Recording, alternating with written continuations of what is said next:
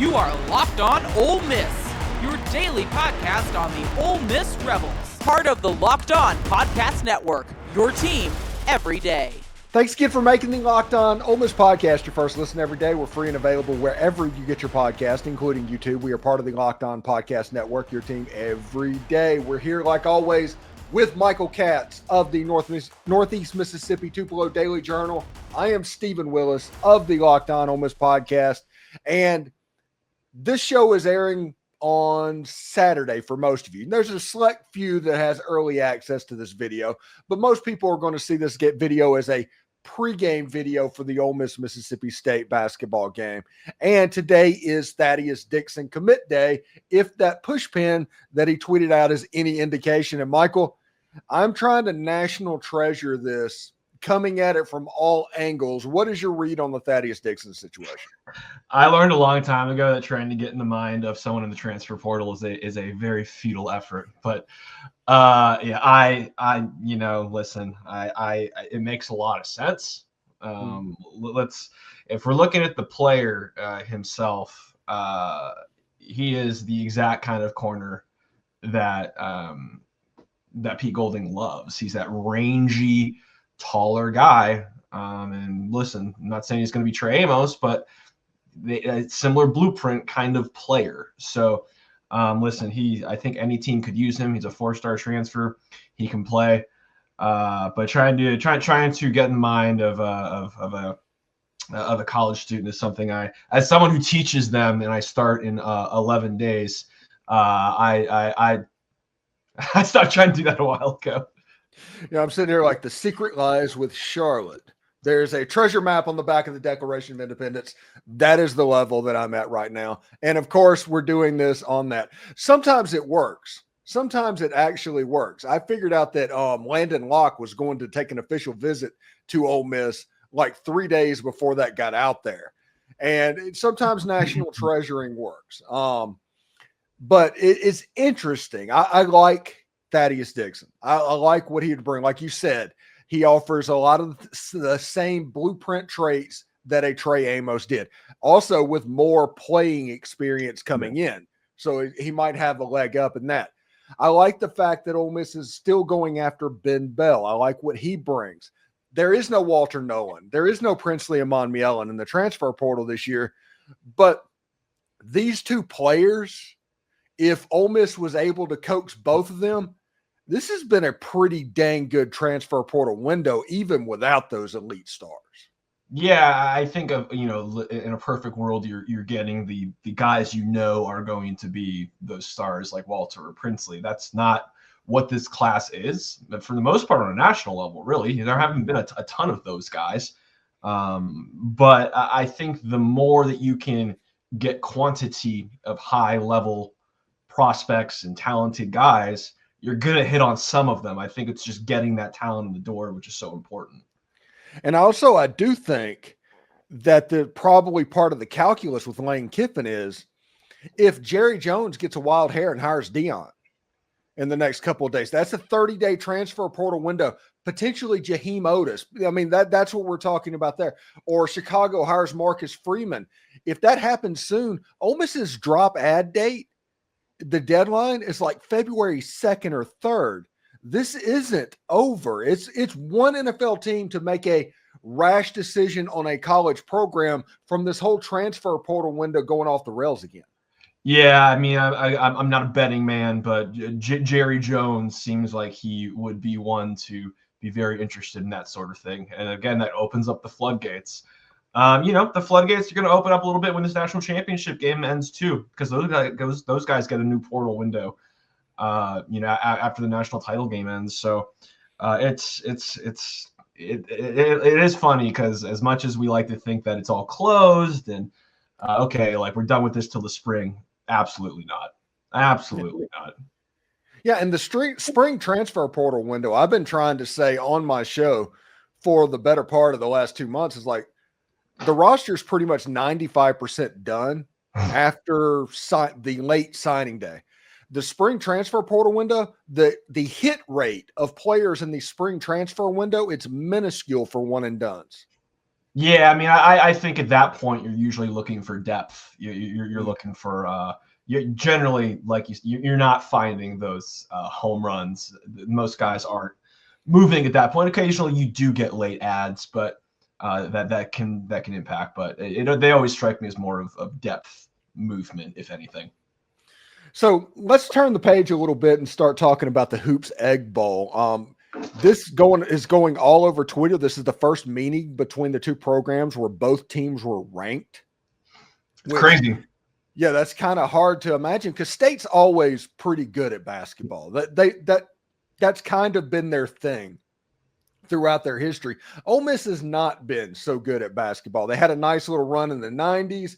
Andy Kennedy had a little bit of success, but it's been very hit and miss. So both teams being ranked is probably more Ole Miss's fault than Mississippi State's fault if you look historically. But this isn't the first or the last ranked game that's going to happen potentially this year between these two.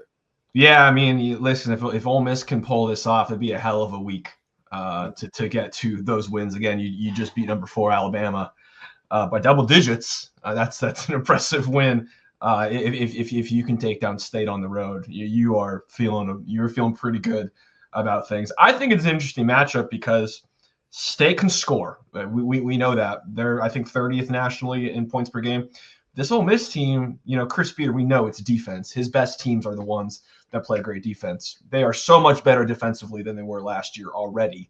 I think they're 31st nationally in points per game allowed. They just held the best scoring team in the country, almost 30 points below its season average. I think it's a fascinating matchup of styles and two teams that do what they do really, really well. I think it's going to say a lot if Ole Miss can get this done in Starkville. The key to this game will be whoever Ole Miss puts on Josh Hubbard, keeping him in track. That's the whole key to this basketball game, right? Yeah, I mean he's dynamic when he is on. He is as good as anybody as a scoring guard in the SEC and in college basketball. He's great, but Ole Miss has a lot of different looks. I think they can throw him because again they're so versatile and that positionless basketball sort of thing that they like to talk about. You can throw a taller guy on him. You can throw a smaller guy on him. They can throw a lot of different things that if something isn't working, they can try something else. I think listen, at this point, we're going to give Chris Beard the benefit of the doubt that he's going to come up with something. Yes, and Mark Adams is probably the team MVP this season for the people that got brought into the staff. And also, this game is probably the only game in the year where Juju Murray is not going to be at a height disadvantage trying to guard somebody. So that's something to think about as well. Yeah, no, I didn't even think about that. That's good. That's a really good point. Yeah, it should be pretty interesting. All right, when we come back, we'll talk about what the ceiling is for this basketball team, impressions from the game the other night against the Alabama Crimson Tide. We'll talk about all of that stuff in just a second with Michael Katz. All right. This message is brought to you by Prize Picks. It is the place to get real money sports action. With over 10 million members and billions in winnings, Prize Picks has changed the game in daily fantasy sports. Whether it's the playoffs or the regular season, Prize Picks has made it easier than ever to win big while enjoying all the football action. Now it's playoff time, and there's no better way to get in on the action than Prize Picks. Here's how it works. Simply pick more or less on at least 2 players. That's it. And if your picks hit, you can win up to 1,000 times your cash. That's right, 1,000 times your money just by making a few simple picks. For me, I'm all about the hot takes this season, or any season for that matter. This week on Prize Picks, I'm looking at Lamar Jackson at more than 250 passing yards and Travis Kelce at more than 70 yards. It's fun to predict and easy to play. Plus, with Prize Picks Flex Play, you can still double your money even when one of your picks does not hit. And with this app, you get your winnings fast, sometime in as little as 15 minutes. Ready to run your game this college football season? Download the app today and use the code LOCKEDONCollege, all one word, for $50 instantly after you play your first $5 lineup. That's right, $50 just for playing. Don't wait. Take your game to the next level with Prize Picks. Prize Picks, run your game. For the From the first whistle to the final drive, FanDuel makes the NFL playoffs even more exciting. Right now, new customers can bet $5 and get $300 in bonus bets if you win that first bet. That's $300 to keep the action going. The FanDuel app is easy to navigate and has a variety of bets to keep every game exciting and interesting. Plus, when you win, you get paid instantly. No waiting around for your winnings. Whether you're betting on your favorite team or just looking to add some extra excitement for the playoffs, FanDuel has got you covered. Just visit FanDuel.com to join today and get started with $300 in bonus bets if you win. That's FanDuel.com. Make the playoff season unforgettable with FanDuel, an official sportsbook partner of the NFL. We are back with Michael Katz from the Northeast Mississippi Tupelo Daily Journal. And Michael, you probably wrote all sorts of glowing stuff because honestly, Tuesday night was one of the most defensive masterclasses I can remember an Ole Miss team putting together. Alabama was completely befuddled. The stuff that they like to do was exactly what Ole Miss took away, and they took away in the most clever thing possible. It seemed like every time they tried to drive and kick, they drove and kicked, and there was an Ole Miss player in between the basketball and where they were trying to kick it to, and Alabama could not figure that out, and they were so physical in the middle of the paint that they just didn't have easy lanes for layups like that. And Malik Dia is playing grown man basketball right now.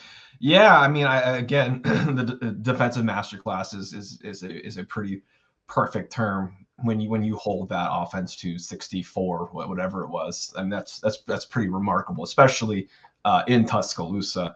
I think for me, one of the big things too is, and this was sometimes an issue last year, was finishing out games when things got close, or making the quote unquote cliche winning plays.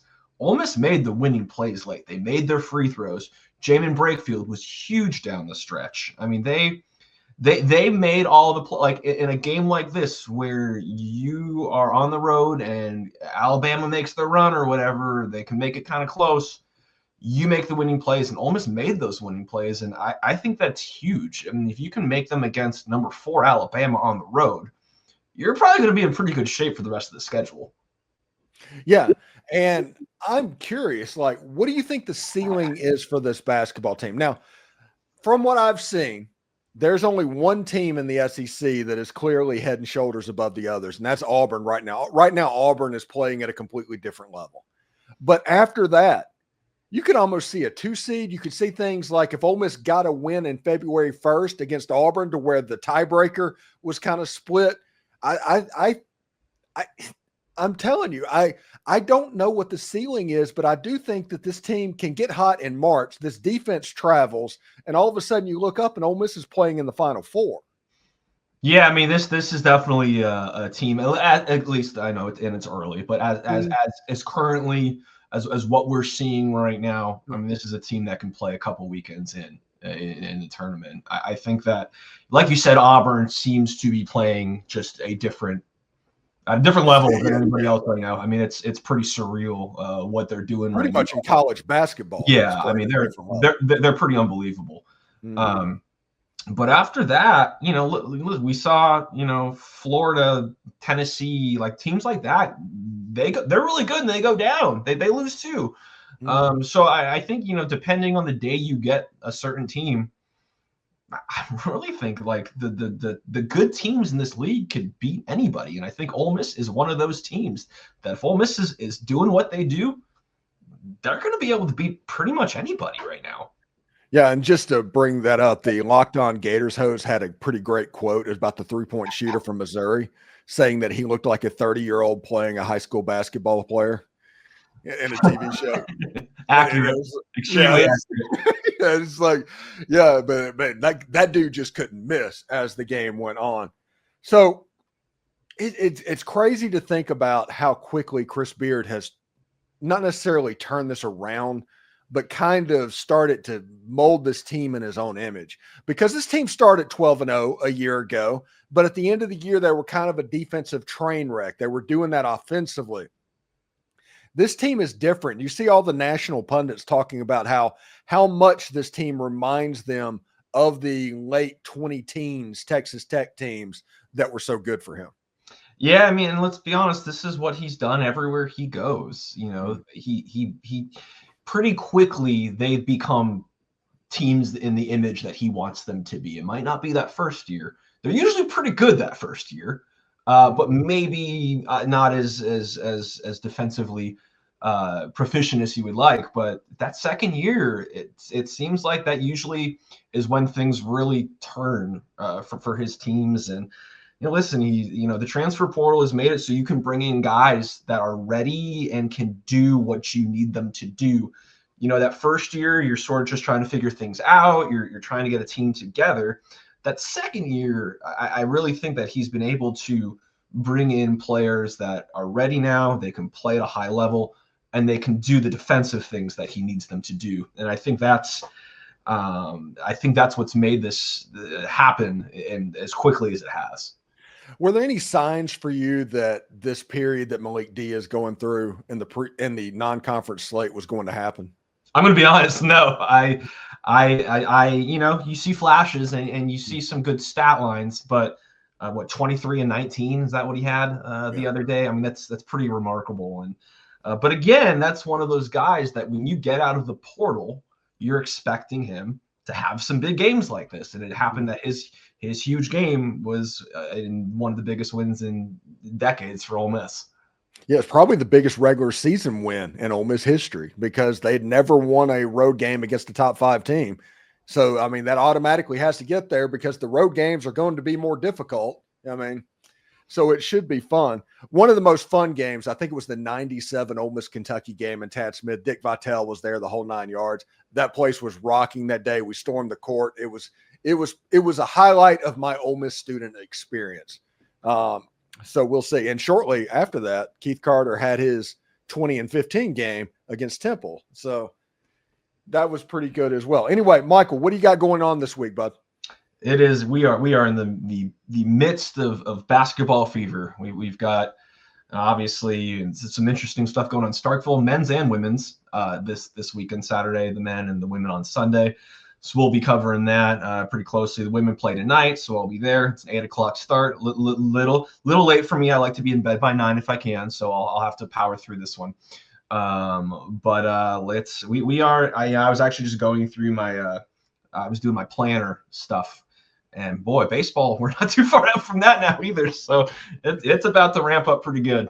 Yeah, you're getting like Instagram videos, because I don't know if we can talk about TikToks anymore, but Instagram videos of Hunter Elliott pitching on the mound, and it's like, oh, they've started. They're getting ready to go.